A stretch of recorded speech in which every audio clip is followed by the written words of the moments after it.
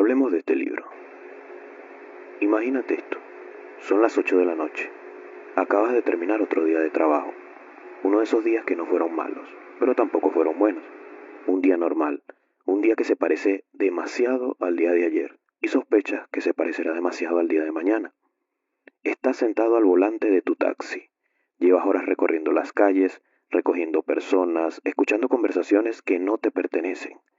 Personas que se suben, te cuentan una parte de su vida y desaparecen en cuanto llegan a su destino. Y mientras ellos llegan al suyo, tú sientes que sigues exactamente en el mismo lugar.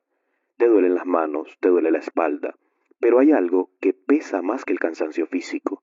Es esa sensación incómoda de saber que naciste para algo más que precisamente no estás haciendo.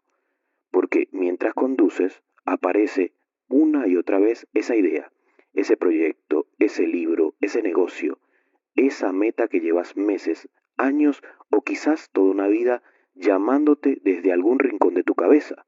No sabes exactamente cómo hacerlo, no sabes si va a funcionar, no sabes si tienes talento suficiente para hacerlo, pero sabes que existe y sabes que no desaparece. Cuanto más intentas ignorarla, más vuelve. Aparece cuando te duchas, aparece antes de dormir, aparece cuando ves a alguien construir algo que admiras, aparece cuando imaginas cómo sería tu vida si dejaras de conformarte. Y esa noche vuelve a aparecer. Llegas a casa, abres la puerta, el apartamento está en silencio, un silencio extraño, un silencio diferente, un silencio que parece hacerte una pregunta incómoda. Dejas la llave sobre la mesa, cuelgas tu chaqueta y por primera vez en mucho tiempo decides no distraerte. No enciendes la televisión, no buscas algo para matar el tiempo, no haces lo que siempre haces. En lugar de eso, caminas hacia un rincón que llevas demasiado tiempo evitando. Apartas una sábana cubierta de polvo y ahí está, una vieja máquina de escribir, una hoja en blanco y una decisión. Te sientas, el asiento cruje, colocas las hojas, respiras profundo. Y durante unos segundos ocurre algo extraordinario, porque por primera vez en mucho tiempo estás frente a la vida que realmente quieres construir, no frente a tus obligaciones, no frente a tus excusas, no frente a tus responsabilidades diarias, estás frente a ti, frente a quien podrías llegar a ser. Y entonces sucede, justo cuando vas a escribir la primera palabra, justo cuando vas a dar el primer paso, justo cuando estás a punto de empezar, desaparecen las ganas. De repente recuerdas algo que tienes que hacer. Te entra hambre, te sientes cansado, piensas que quizás mañana sea mejor momento, que primero deberías prepararte más, que todavía no estás listo, que después de todo el día que has tenido mereces descansar. Y lo curioso es que todo parece razonable, todo parece lógico, todo parece venir de ti, pero no viene de ti. Steven Pressfield pasó años enfrentándose a esa misma sensación. Antes de convertirse en escritor, trabajó en empleos que no amaba, vivió con incertidumbre, cambió de rumbo una y otra vez, pasó mucho tiempo huyendo de aquello que realmente quería hacer con su vida, hasta que un día entendió algo que lo cambiaría todo. El enemigo no era la falta de dinero, no era la falta de tiempo, no era la falta de oportunidades ni de conocimiento. El enemigo era una fuerza invisible que aparecía cada vez que intentaba acercarse a aquello que más le importaba.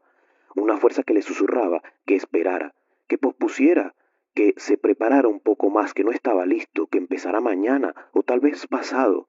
A eso él lo llamó la resistencia. Y según Steven, es el enemigo más peligroso que existe, porque no aparece cuando vas a perder tiempo, no aparece cuando te conformas, no aparece cuando sigues haciendo lo mismo de siempre, aparece exactamente cuando intentas crecer, cuando intentas crear, cuando intentas cambiar algo, cuando intentas convertirte en la persona que sabes que podrías ser. Por eso, este libro no trata sobre el arte, no trata sobre el escritor, no trata solo sobre la creatividad. Trata sobre la batalla silenciosa que se libra dentro de cualquier ser humano que tenga un sueño, la batalla entre quién eres hoy y quién podrías llegar a ser, la batalla entre la comodidad y el propósito, la batalla entre la excusa y la acción. Bienvenidos a esa guerra, bienvenido a la guerra del arte.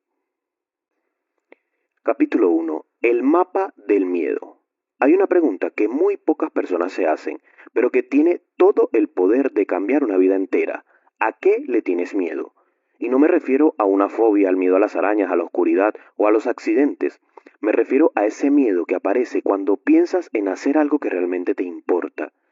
Ese libro que llevas años queriendo escribir, ese negocio que no terminas de empezar, ese canal de YouTube que sigues posponiendo, esa conversación que sabes que debes tener, ese sueño que visita cada noche tu mente antes de dormir y que abandonas cada mañana cuando te despiertas.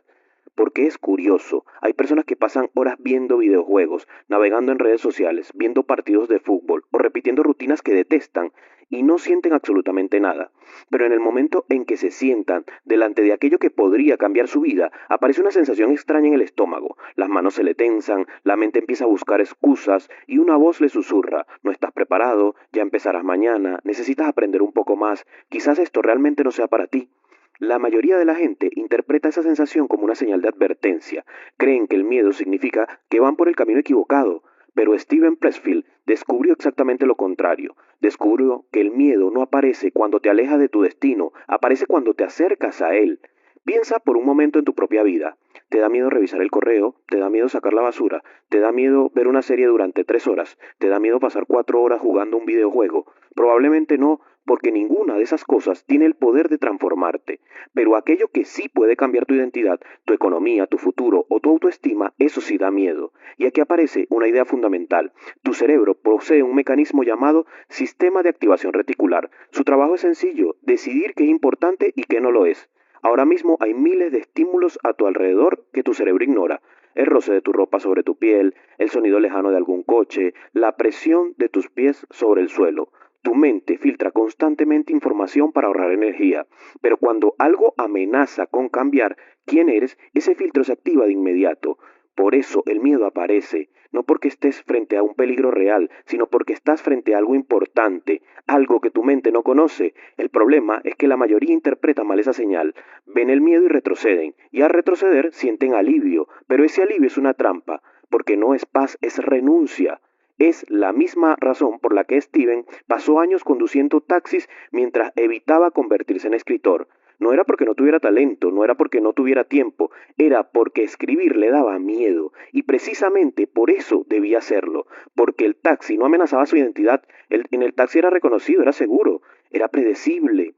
Pero sentarse frente a una página en blanco significaba descubrir si realmente era capaz de convertirse en el hombre que decía querer ser. Y esto era aterrador.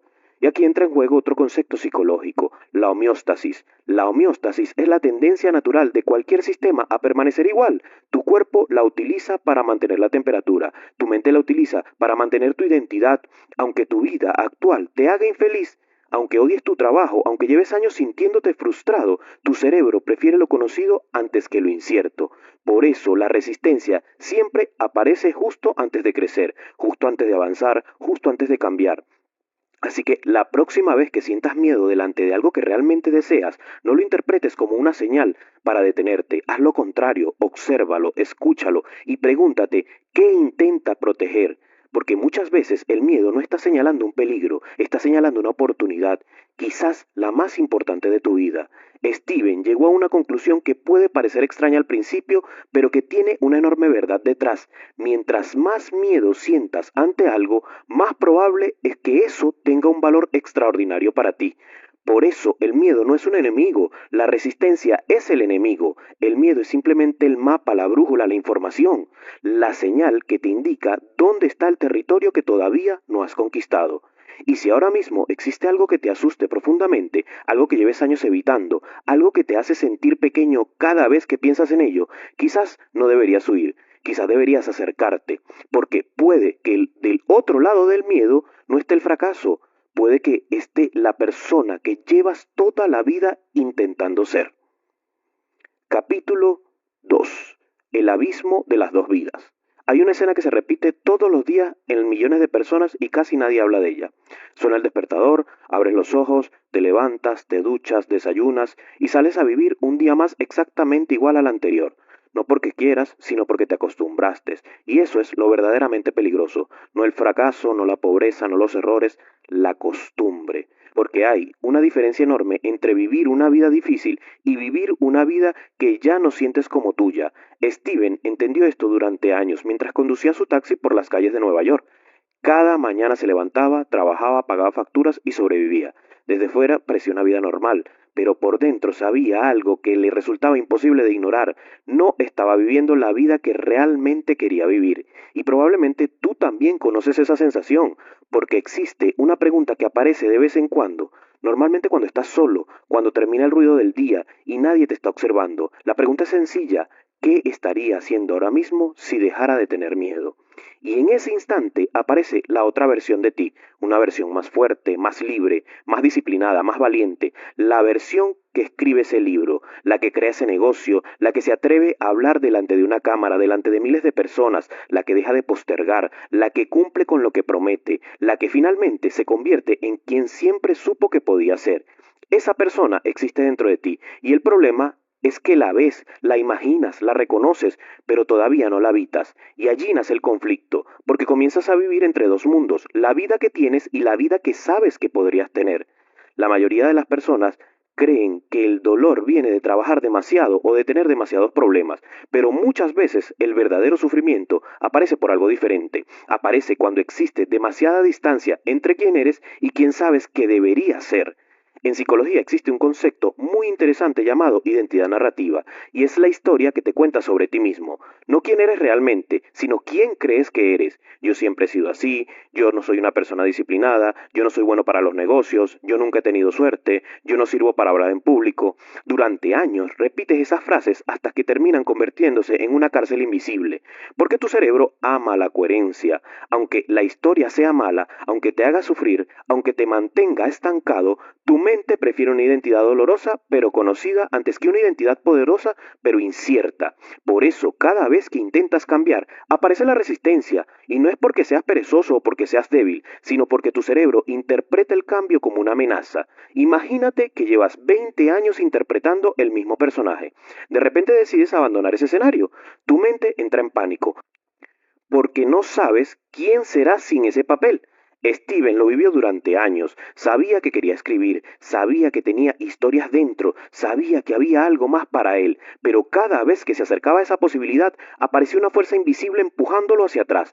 No porque odiara escribir, sino porque escribir significaba dejar de ser el hombre que había sido hasta ese momento, y eso era aterrador. La resistencia utiliza entonces una de sus armas favoritas. No te dice que abandones para siempre, eso sería demasiado evidente. Te dice algo mucho más peligroso. Te dice que mejor empiezas mañana, mañana cuando tengas más tiempo, mañana cuando estés preparado, mañana cuando termines ese curso, mañana cuando tengas más dinero, mañana cuando desaparezcan los problemas. Y así pasan semanas, meses, años, hasta que un día descubres que llevas una década esperando el momento perfecto. Y el momento perfecto nunca llegó, porque nunca iba a llegar. La verdad es que la vida que sueñas no está al otro lado de la motivación mágica que escuchas, está al otro lado de una decisión, y esa decisión suele ser incómoda porque implica aceptar que nadie vendrá a rescatarte, nadie va a construir ese puente por ti, nadie va a escribir esas páginas por ti, nadie va a entrenar por ti, nadie va a perseguir tus sueños mientras tú observas desde la distancia. Y aquí aparece una pregunta incómoda: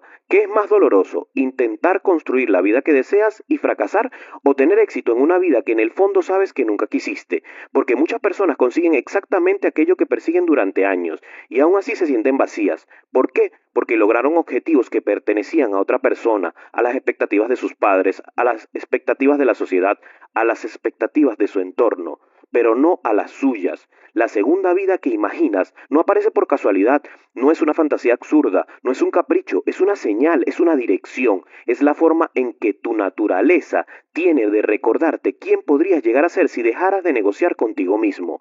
Por eso el abismo no se cruza con deseos, no se cruza con afirmaciones positivas, no se cruza viendo videos motivacionales, se cruza con pequeñas acciones repetidas durante mucho tiempo. Una página escrita, un entrenamiento terminado, una llamada realizada, un paso incómodo dado a pesar del miedo. Y luego otro más, hasta que un día miras hacia atrás y descubres algo extraordinario.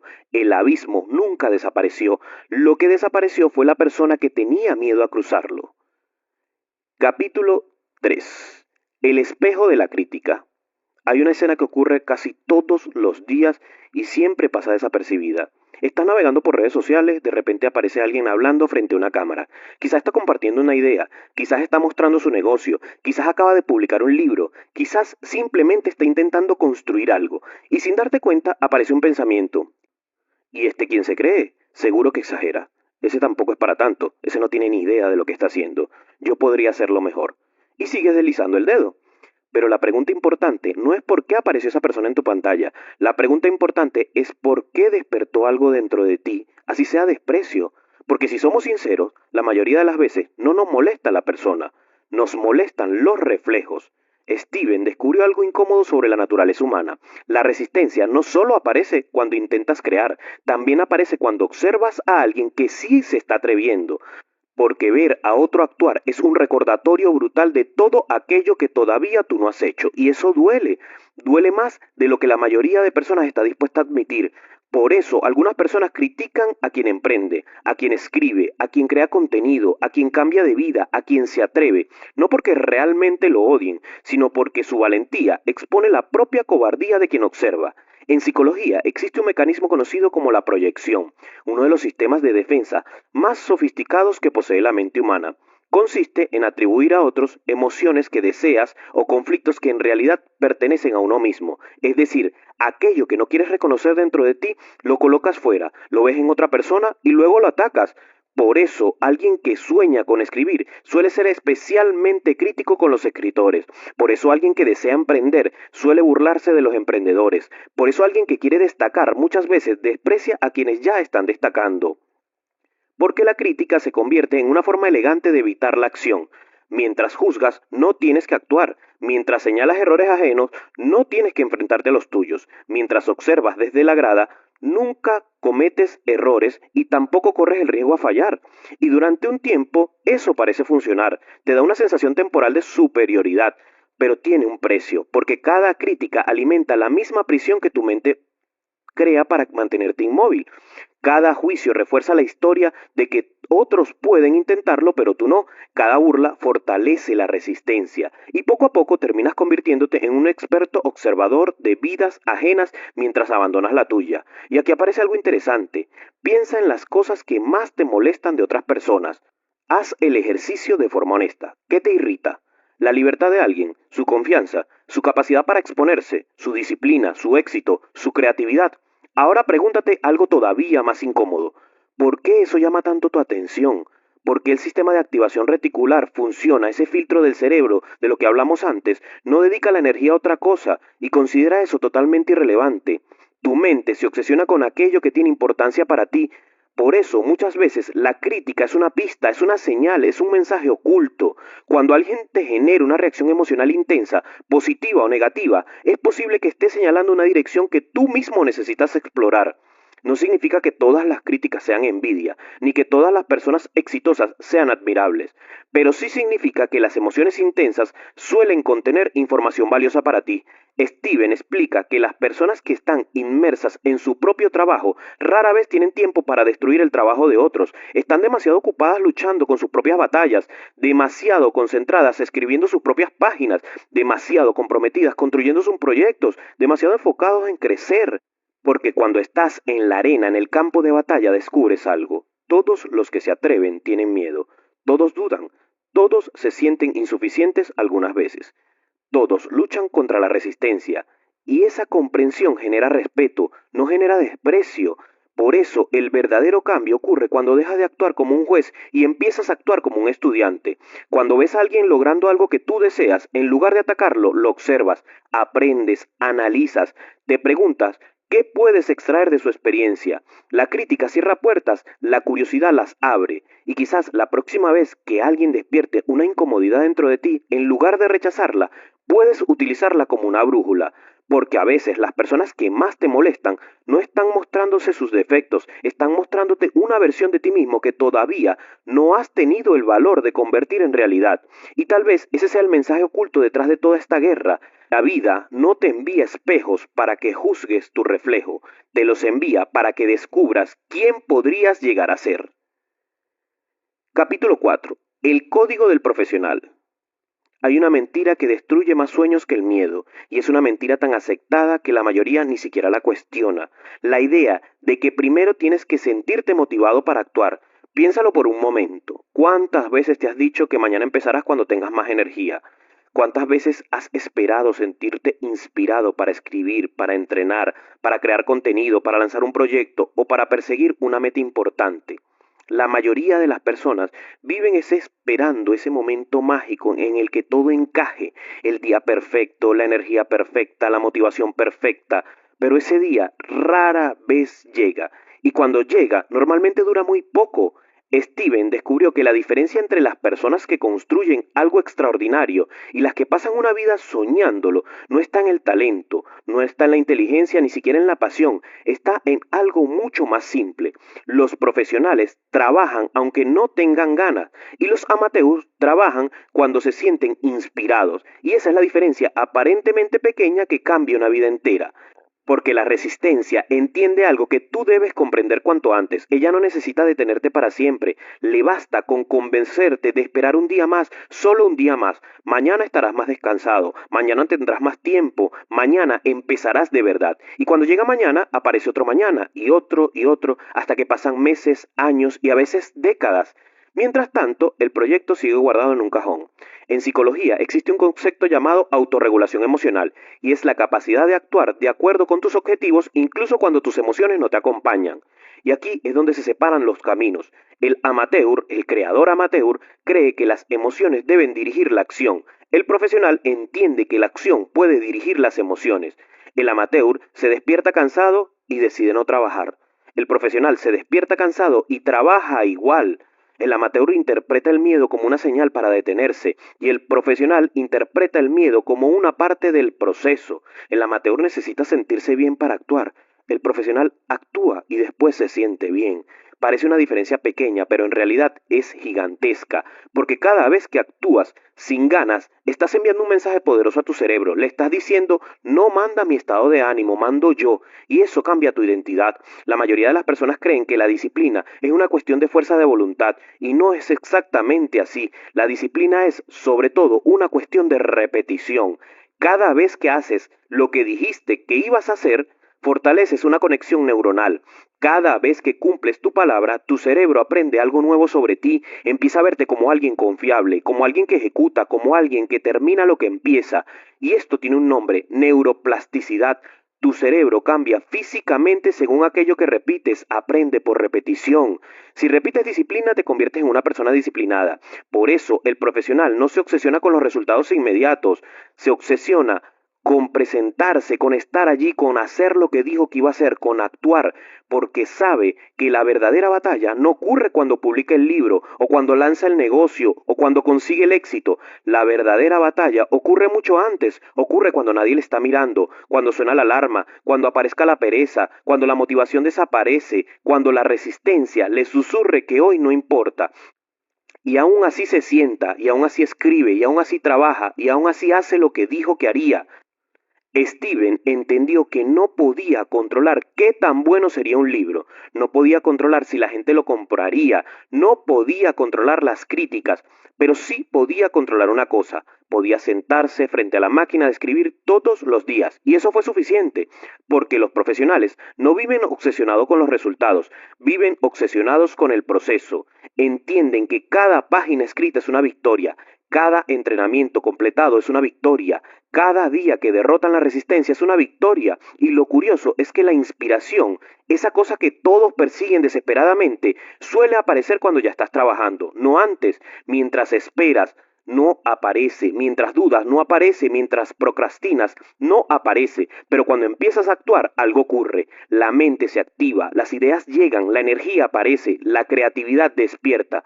Como si la inspiración estuviera esperando comprobar si realmente hablabas en serio. Por eso, el código del profesional es tan simple y tan brutal al mismo tiempo. No negocia consigo mismo, no pregunta si tiene ganas, no espera sentirse preparado, se presenta, hace el trabajo y vuelve a hacerlo mañana, porque ha comprendido algo que la mayoría nunca entiende. El éxito rara vez pertenece al más brillante. Casi siempre termina perteneciendo al que aparece una y otra vez cuando más nadie quiere hacerlo. Y en esta guerra, la victoria no es terminar la obra de arte, la victoria es convertirte en la clase de persona capaz de sentarse a trabajar incluso cuando la resistencia te grita que te detengas, porque el amateur necesita motivación y el profesional necesita compromiso, y el compromiso se gana.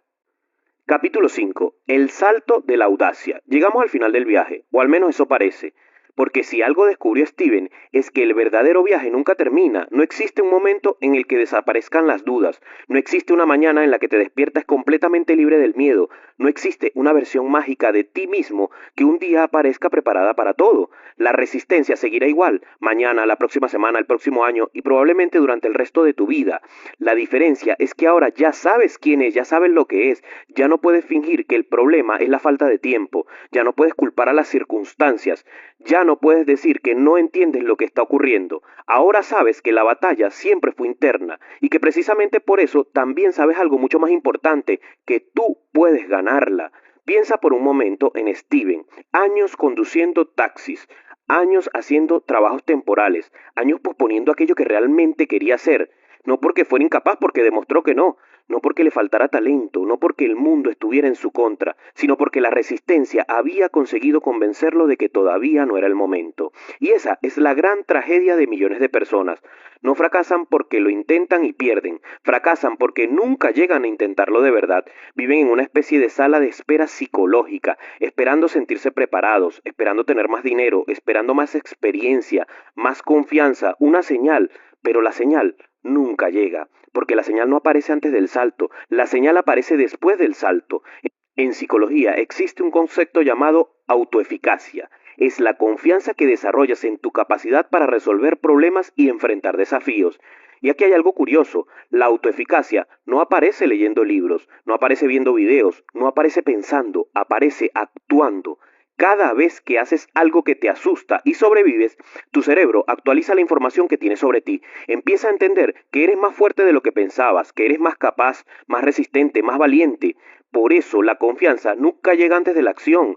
La confianza es la recompensa de la acción, no su requisito. Y aquí es donde muchas personas pasan años confundidas. Creen que primero necesitan sentirse seguras para avanzar, cuando en realidad es el avance lo que genera seguridad. Es exactamente igual que aprender a nadar. No puedes esperar sentirte cómodo dentro del agua para entrar. La comodidad llega después de haber entrado cientos de veces. La audacia funciona igual. La primera vez da miedo, la segunda también, quizás la tercera un poco menos, hasta que un día descubres que aquello que parecía imposible se ha convertido en parte de tu identidad.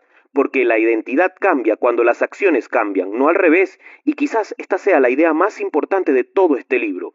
Tu alma ya sabe lo que quiere, probablemente lo ha sabido durante años, lo has sentido en esos momentos de silencio, lo has sentido viendo a otras personas construir algo más que admiras, lo has sentido cada vez que has imaginado una vida diferente, lo has sentido cuando aparece esa mezcla extraña de ilusión y miedo, porque el miedo nunca aparece alrededor de lo que es irrelevante, aparece alrededor de aquello que tiene el poder de transformarte. Por eso Steven decía que la resistencia siempre señala el camino. Aquello que más miedo te da hacer suele estar peligrosamente cerca de aquello que más necesitas hacer. No porque vaya a ser fácil, sino porque te obliga a convertirte en alguien nuevo y eso siempre asusta. Pero aquí está la buena noticia, no necesitas tener todo resuelto, no necesitas conocer cada paso, no necesitas garantía, solo necesitas dar el siguiente paso, uno, nada más uno, porque la vida extraordinaria rara vez se construye mediante actos heroicos gigantescos, normalmente se construye mediante pequeñas decisiones repetidas durante años. Una página escrita, un entrenamiento completado, una llamada realizada, un video grabado, una conversación incómoda, una acción más y luego otra, hasta que un día miras atrás y descubres que has cruzado el abismo que parecía imposible, no porque fueras especial, no porque tuvieras más suerte ni porque no tuvieras miedo, sino porque decidiste avanzar mientras los demás seguían esperando. Así que vuelve por un momento al lugar donde comenzó la historia, a ese taxi, a esa oficina, a esa habitación, a ese proyecto que llevas demasiado tiempo posponiendo. La diferencia es que ya ahora conoces quién es el enemigo, sabes cómo piensa, sabes cómo actúa, sabes cómo intenta detenerte y también sabes algo que antes ignorabas. La resistencia parece enorme mientras la observas desde lejos, pero empieza a encogerse en el momento en que avanzas hacia ella, porque al final de esta guerra hay una verdad imposible de evitar. Nadie vendrá a rescatarte. Nadie va a concederte el permiso, nadie va a entregarte la vida que quieres. Esa responsabilidad siempre fue y será tuya, y quizás sea lo más aterrador, pero también es lo más liberador, porque significa que el poder nunca estuvo fuera, siempre estuvo dentro de ti, esperando a que dejaras de negociar, esperando a que dejaras de esconderte, esperando a que por fin dieras el salto. Y cuando terminas de escuchar estas palabras, la guerra va a continuar, la resistencia siempre seguirá existiendo, seguirá susurrando, seguirá buscando excusas, pero ahora ya sabes la verdad. Y una vez que ves la verdad, es imposible volver a fingir que no existe. Así que levántate, abre el documento, haz esa llamada, graba ese video, empieza ese proyecto, da el primer paso, porque del otro lado de la resistencia no está el éxito, al otro lado de la resistencia estás tú, la persona que siempre pudiste llegar a ser. Gracias.